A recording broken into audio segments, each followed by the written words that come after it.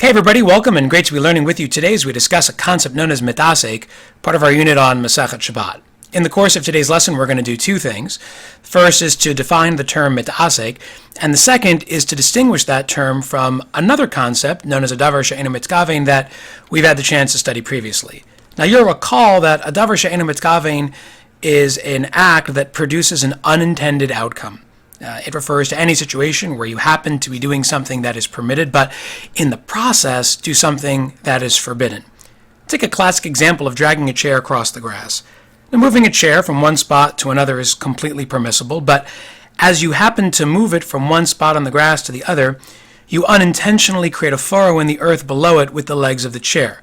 Now this would be an act of choresh, plowing, and that's forbidden on Shabbat.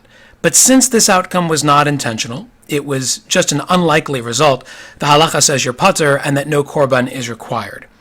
Knowing that, let's now define the term mitasek, which refers to an unintended action. Now that is not the same thing as a davar she'eino mitkaven, and let's see why.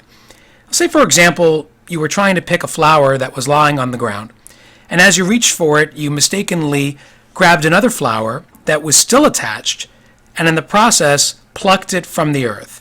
Now that would not be allowed on Shabbat because it would be considered an act of kotzer, cutting something off from its life source. Now while these concepts may look the same, dragging the chair and picking the flower, they are fundamentally different.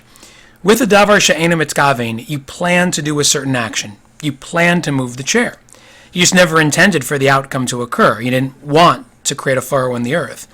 But with mitasek, you never planned an action at all. The whole time you were trying to reach for a flower that was lying on the ground and mistakenly plucked one that was lying next to it. Now as far as the halacha is concerned, mitasek is the same as davar she'eino mitkaven. Because you did not have intention to do the action, the halacha says that you are patur and that no korban is required.